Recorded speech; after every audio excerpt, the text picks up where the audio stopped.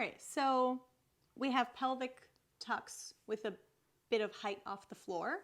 So you're going to need your 2 cork blocks because they have weight to them. If you're feeling like the one between your knees, which you'll see, has too much weight to it and it just feels like you're working too hard, switch the one that's in between your knees out with the soft one that you have, whatever it's made out of, like rubber. This is not rep-based, this is breath-based, so that you're not thinking about how many you're doing, you're thinking more about breathing. And when you're breathing, think 3-dimensional, think belly, side, back, think everything.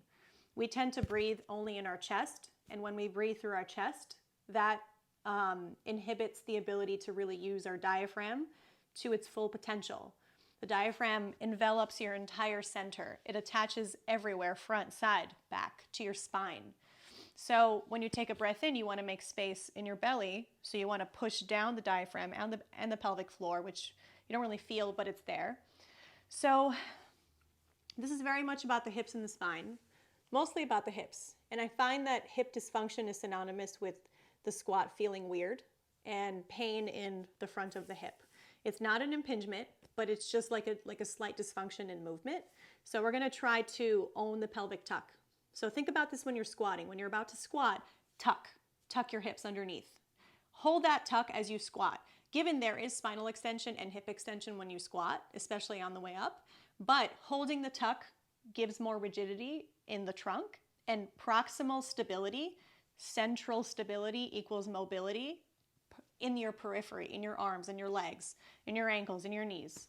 All right, so a stable core, center, not core as in rectus abdominis. Stable core equals mobility and movement, allows for movement around that stable core. So enough talking. So you're going to put your feet up on your sofa or whatever you're going to choose to have your feet on. I like to use the cork block because I like the extra work. Your back starts flat on the ground. You're going to hold this cork block between your hands. Now be careful, do not drop this on your face. It's heavier than you'd think. I've done it before and dropped it on my face. So hold the block, maybe like this. Tuck the hips under, push through your feet, and hover right above the floor. And keep squeezing the block. All right, so you should feel your adductors. From here, you're going to untuck the pelvis and reach your tailbone towards the floor. Then you're going to tuck.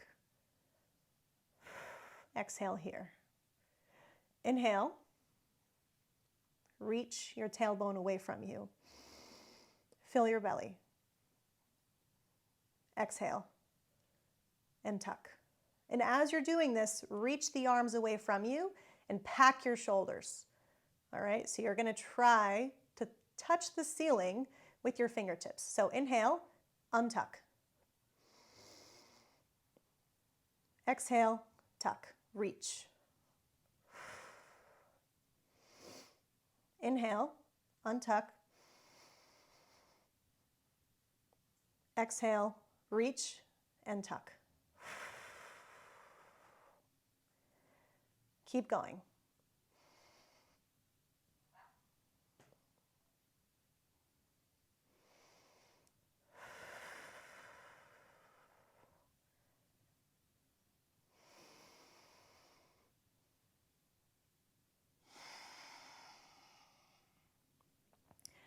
So I don't know where I'm at. I lost track. You're going to do 10. All right, so 10 equals inhale and exhale. Sorry, 1 rep equals inhale and exhale.